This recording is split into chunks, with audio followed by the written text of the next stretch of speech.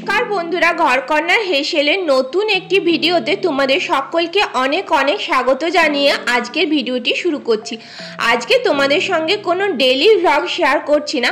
আজকে তোমাদের সঙ্গে যেটা শেয়ার করব সেটা হচ্ছে ঠাকুর ঘরকে গুছিয়ে রাখার 12টি এমন টিপস যা খুব সহজেই আমরা মেনে চলতে পারি, এবং এই টিপসগুলি মেনে চলে আমি অনেক উপকার পেয়েছি, তাই তোমাদের সাথেও শেয়ার করছি।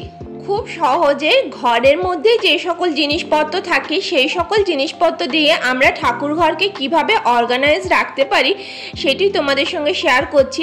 এর জন্য বাইরে থেকে আমাদের খুব বেশি জিনিসপত্র কেনার প্রয়োজন পড়বে না। আশা করছি পুরো ভিডিওটি তোমরা আমার সাথে থাকবে, আর তোমাদের যদি কোনো টিপসটি একটু হেল্পফুল মনে হয় তাহলে অবশ্যই ছোট্ট একটা লাইক করে দেবে আর চ্যানেলটাকে সাবস্ক্রাইব করে পাশে থাকবে। তোমাদের ছোট্ট একটা লাইক, ছোট্ট একটা কমেন্ট আমাকে অনেক বেশি মোটিভেট করে। তো চলো ভিডিওটা শুরু করা যাক। প্রথম যে টিপসটি তোমাদের সাথে শেয়ার করব সেটি আমরা প্রায় নিত্যদিনে সকলেই করে থাকি। আমরা ঠাকুরের বাসন ধোয়ার পরে ঠাকুরের বাসনগুলোকে এইভাবে নিচে উবুর করে মেলে দিই জলটা ঝরার জন্য। তো নিচে অনেক কিছু নোংরা লেগে থাকতে পারে, তার সাথে নিচে অনেক পোকামাকড়ও চলতে পারে, টিকটিকিও থাকতে পারে। তো সেই জন্য আমরা যদি এরকম টাইপের একটা ছোট্ট ঝুড়ি ইউজ করি তাহলে সেখানে আমরা ঠাকুরের বাসনগুলোকে খুব সহজেই জল ঝরানোর জন্য রেখে দিতে পারি। এতে করে নিচের যে নোংরাটা সেটাও ঠাকুরের বাসনের মধ্যে লাগবে না এবং বাসনগুলো সুন্দরভাবে জল ঝরে যাবে। এইভাবে খুব সহজেই আমরা ঠাকুরের যে থালা থাকে বা নিত্যদিনের যা প্রয়োজনীয় বাসনপত্র থাকে জল ঝরিয়ে নিতে পারি। দ্বিতীয় যে টিপসটা তোমাদের সাথে শেয়ার করব, আমরা অনেক সময় এরকম ঘটের মধ্যে জল রাখি বা অনেকে হয়তো এরকম টাইপের বালতি ব্যবহার করি। এতে করে কি হয়, আমরা যখন ঠাকুরের ওই ছোট ছোট গ্লাসগুলোর মধ্যে জল ঢালি তখন কিছুটা জল নিচে পড়ে যায়। এতে জলটাও নষ্ট হয়, তার সাথে সাথে আমাদের জায়গাটাও অনেকটা নোংরা হয়ে যায়। তাই আমরা এইরকম টাইপের যদি একটা কন্টেনার কিনে নিই এবং তার মধ্যে যদি জলটাকে রাখি তাহলে জলটা খুব সহজে ঢালতেও পারবো। এবং এই কন্টেনারটার মধ্যে দেখো প্রায় 5 থেকে 6 ঘটির মতন আমার জল এঁটে গেল। তাই খুব সহজেই এটা ঢাকনা লাগিয়ে এভাবে রেখেও দিতে পারবো। এরপর যে টিপসটা তোমাদের সাথে শেয়ার করব, কম বেশি সকলেই আমরা বাড়িতে ধুনো দিই, আর ধুনো দেওয়ার সময় বাজার থেকে আমাদেরকে এরকম ঠোঙার মধ্যে ধুনো দেয়, যার কারণে ধুনোর জন্য হাতে করে ধুনো দিলে অনেকটা পরিমাণে নোংরা হয়ে যায়। তো আমরা যদি এরকম ছোট্ট একটা কৌটো ব্যবহার করি এবং তার মধ্যে চামচ দিয়ে দিই তাহলে খুব সহজেই আমরা ধুনোটা দিতে পারবো। এরপরে চলে যাই নেক্সট টিপে। কম বেশি সকলেই আমরা বাড়িতে গঙ্গা জল ব্যবহার করি। তো গঙ্গা জল ব্যবহার করার সময় আমরা কি করি, ডাইরেক্ট বোতল থেকে গঙ্গা জলটা ব্যবহার করি। তো আমরা যদি বোতল থেকে গঙ্গা জলটা ব্যবহার না করে এরকম ছোট কোনো একটা কন্টেনার নিয়ে তার মধ্যে গঙ্গা জলটাকে ঢেলে এর মাথাটা দেখো আমি একটা সেফটি পিন দিয়ে ফুটো করে নিচ্ছি, এখানে ফুটো করার জায়গায় আছে। তো এছাড়া তোমরা স্প্রে বোতল যদি বাড়িতে থাকে স্প্রে বোতলও ব্যবহার করতে পারো। তার মধ্যে গঙ্গা জলটাকে ঢেলে দিয়ে এরপরে আমরা যদি যে কোনো জিনিসের মধ্যে সেটা ফুল হোক বা যে কোনো নতুন বস্ত্র হোক দিয়ে দিই, খুব সহজেই গঙ্গা জলটা ব্যবহার করতে পারি এবং গঙ্গা জলটা অপচয়ও হয় না। এরপর যে টিপসটা তোমাদের সাথে শেয়ার করব, আমরা সকলেই গোপালের চরণে তুলসী পাতা দিই এবং গোপালের ভোগ প্রসাদে তুলসী পাতা দিতে হয় 4 বেলা। তো সেজন্য আমরা কিছুটা তুলসী পাতা তুলে পরে এরকম যদি একটা কন্টেনারের মধ্যে রেখে দিই তাহলে তুলসী পাতাগুলো বেশ অনেক দিন পর্যন্ত ঠিক থাকে। আমি এখানে একটা ছোট কর্পূরের কন্টেনার নিয়েছি এবং তার মধ্যে তলায় টিস্যু পেপার দিলাম। টিস্যু পেপারটাকে আমি কৌটোটার মাপ করে প্রথমে একটু কাঁচি দিয়ে পরে কেটে নিয়েছি, তারপরে আমি হাতের সাহায্যে গোল করে কেটে নিয়েছি। অনেক সময় কি হয়, অমাবস্যা পূর্ণিমা তুলসী গাছে হাত দিতে হয় না এবং রবিবার দিনকেও বলা হয় তুলসী গাছে হাত দিতে নেই। তো সেক্ষেত্রে আমরা যদি এইরকমভাবে কৌটোর মধ্যে তুলসী পাতা স্টোর করে রেখে দিই তাহলে আমাদের কোনো অসুবিধাই হবে না। আর আমাদের বলা হয় যে গোপালের ভোগ প্রসাদে তুলসী পাতা দিতেই হবে, গোপালের ভোগ প্রসাদে তুলসী পাতা না নিলে সেটা গোপাল গ্রহণ করে না। সেক্ষেত্রে আমরা এভাবে তুলসী পাতা রেখে দিলে অনেক বেশি সুবিধা হবে। এরপর তোমাদের সাথে যে টিপসটা শেয়ার করব সেটা হচ্ছে আমরা এরকম টাইপের একটা বড় বাস্কেট নিতে পারি এবং এটার মধ্যে আমাদের যে জিনিসগুলো ডেলি ইউজ হয় অথচ সবসময় কাজে লাগে না সেই জিনিসগুলো রেখে দিতে পারি।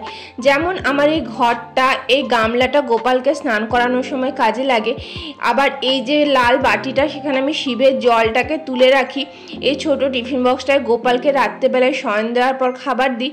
তো এই জিনিসগুলোকে এইভাবে একটা বাস্কেটের মধ্যে রেখে দিলে জিনিসগুলো অগাছলো লাগে না এবং খুব সহজে জিনিসগুলো হাতের কাছে পাওয়া যায়। এই টিপসটা আমি বেশ কয়েকদিন থেকে ব্যবহার করছি, অনেক ফল পেয়েছি। তোমরা ব্যবহার করে একবার দেখতে পারো। এরপর তোমাদের সঙ্গে যে টিপসটা শেয়ার করব, আমরা প্রদীপ দেওয়ার জন্য নিত্যদিনের যে তেল ব্যবহার করি সেই তেলগুলো অনেক সময় এরকম জায়গায় রেখে দিলে তেলের মধ্যে যে চিটচিটে ভাবটা সেটা মেঝের মধ্যে লেগে যায়। সেক্ষেত্রে আমরা ছোট এরকম একটা কন্টেনারের মধ্যে এই তেলগুলোকে রেখে দিতে পারি। এটা কোনো কেনা কন্টেনার নয়, এটা হচ্ছে শনপাপড়ির সঙ্গে যে কন্টেনারগুলো থাকে সেই কন্টেনারগুলোকে আমি ব্যবহার করেছি। এরপর তোমাদের সঙ্গে যে টিপসটা শেয়ার করব, আমাদের সকলের বাড়িতে গোপু সোনা আছে এবং গোপালের জামাগুলো রাখা আমাদের অনেক সময় মুশকিল হয়ে পড়ে। অনেক সুন্দর সুন্দর জামা থাকা সত্ত্বেও আমরা হয়তো ঠিকঠাকভাবে অর্গানাইজ না করার জন্য গোপালকে সঠিক সময়ে সঠিক জামাটা পরাতে পারি না। তো সেক্ষেত্রে আমি এখানে দুটো বাস্কেটের ব্যবহার করেছি। প্রথম বাস্কেটটাতে গোপালের যে এই রকম ধুতি সেটগুলো আছে সেগুলো রাখবো। এখানে আমি একটা জিপলক পলিপ্যাকের মধ্যে প্রথমে ধুতি এবং চাদরের সেটগুলো যেগুলো জরি লাগানো আছে সেগুলোকে রেখে দিচ্ছি। এরকম জিপলক প্যাকের মধ্যে রাখলে এই যে জরিগুলো আছে সেগুলো অনেক দিন পর্যন্ত ঠিক থাকবে এবং জিনিসগুলো খুব সহজে হাতের কাছে পাওয়া যাবে। তাই এক্ষেত্রে আমি জিপলক পলিপ্যাকগুলো ইউজ করেছি। আর এগুলো এয়ারটাইট হওয়াতে ভেতরে খুব সহজে বাতাসটাও ঢুকতে পারবে না। একটাকে আমি একদম তলায় রাখলাম, যেহেতু এগুলো রেয়ার ইউজ হয় তো সেজন্য এটাকে তলায় রেখে এর ওপরে নর্মাল যে সুতির ধুতি সেটগুলো আছে সেগুলোকে রেখে দিচ্ছি। এইভাবে আমি এই বাস্কেটটাকে অর্গানাইজ করেছি এবং বাস্কেটের ওপরটা খুব সহজেই ঢাকা দিয়ে দিচ্ছি। এরপরে সেমভাবে আমি আরেকটা বাস্কেট নিয়েছি যেটার মধ্যে আমি গোপালের যে ঘেরওয়ালা জামাগুলো আছে সেটাকে রাখবো। তলায় আমি একটা টিস্যু পেপার দিয়ে নিলাম। এক্ষেত্রেও আমি একটা জিপলক পলিপ্যাকের ইউজ করেছি। এক্ষেত্রে গোপালের যে জামাগুলো চুমকি বসানো আছে এবং খুব বেশি একটা ব্যবহার হয় না, অকেশনালি পরানো হয়, সেই জামাগুলোকে আগে আমি জিপলক পলিপ্যাকটার মধ্যে ঢুকিয়ে দিচ্ছি। আর জামাগুলোকে আমি গোল করেই ঢোকাচ্ছি, তাতে জামাগুলোর শেপটা ঠিক থাকবে। আর এই জামাটা তো এই বছর জন্মাষ্টমীতে পরেছিলাম, তো এই জামাটাকেও ওপরে রেখে দিলাম। এই জামাগুলো তো খুব বেশি ডেলি ইউজের জন্য ব্যবহার হয় না, যখন কোনো বিশেষ বিশেষ দিন হয় তখন গোপু সোনাকে এই জামাগুলো পরায়। তাই এই জামাগুলোকে একদম ওপরে রেখে ওপরে যে ডেলি ইউজের জামাগুলো আছে সেগুলোকে রেখে দিলাম। এরপরে আরেকটা জিপলক পলিপ্যাক নিয়েছি যেটার মধ্যে গোপালের প্যান্ট, গোপালের গা মোছানোর রুমাল এবং এখানে আমি নিয়েছি গোপালের যে রাতে শোয়ার চাদর আছে সেই চাদর একটা বিছানার মধ্যে দেওয়া থাকে এবং এক্সট্রা চাদর আছে সেটাকেও নিয়ে নিয়েছি এবং এটাকেও আমি পাশে একটু জায়গা ছিল সেখানে রেখে দিলাম।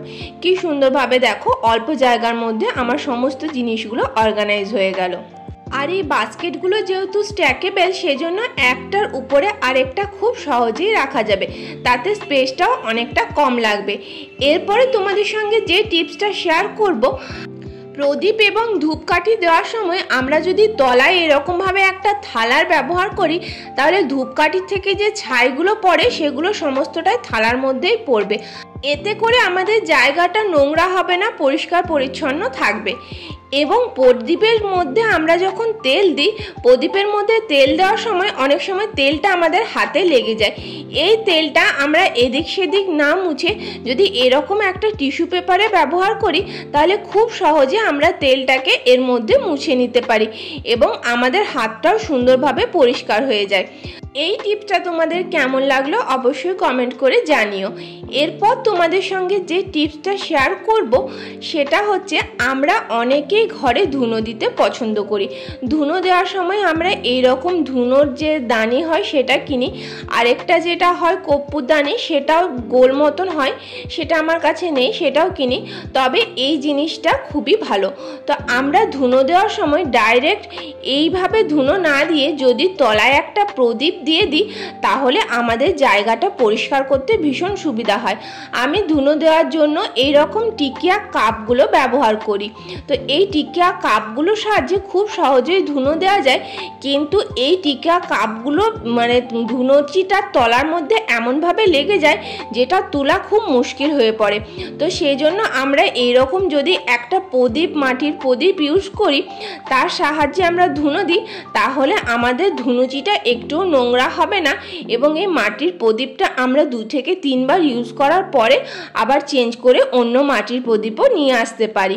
তো এরপর তোমাদের সঙ্গে যে টিপসটা শেয়ার করব, আমরা সকলেই বাড়িতে কম বেশি অনেক রকম প্রসাদ দিই ভগবানের সেবায়। তো অনেক সময় কি হয়, প্রসাদের কৌটোগুলো আমাদের যেহেতু ছোট ছোট থাকে, তাই প্রসাদের কৌটোতে প্রসাদ ঢালার পরে অনেকটা পরিমাণে প্রসাদ এক্সট্রা করে বেঁচে যায়। তো সেক্ষেত্রে আমরা যদি প্রসাদের জন্য এরকম সেপারেট একটা কৌটো করতে পারি, তাতে আমাদের সহজেই হিসাব থাকবে যে কোন প্রসাদটা আমাদের রয়েছে এবং কোন প্রসাদটা আমাদের শেষ হয়ে গেছে। তো এখানে আমার নকুলদানাটা শেষ হয়ে গেছিলো, আমি নকুলদানাটা ঢেলে পরে আবার দেখো প্যাকেটটা মুড়ে এরকম একটা প্রসাদের কৌটোর মধ্যে ঢেলে রেখে দিলাম। এতে প্রসাদগুলো আছে না নেই সেটা খুব সহজে আমরা বুঝতে পারি। তোমরা এই টিপসটা একবার অবশ্যই ফলো করে দেখতে পারো। এরপর যে তোমাদের সঙ্গে টিপসটা শেয়ার করব, আমার লাস্ট টিপ, আমাদের প্রত্যেকে বাড়িতে আমরা অনেক সময় ডাস্টবিন রাখি। সেরকমই ঠাকুর ঘরে ছোট একটা ডাস্টবিনের বালতি রাখলে আমরা সহজেই নিত্যদিনে যা প্রয়োজনীয় জিনিস তা আমরা সেটার মধ্যে ফেলতে পারি। তো চলো বন্ধুরা, আজকের ভিডিওটা এখানেই শেষ করছি। কেমন লাগলো জানিও।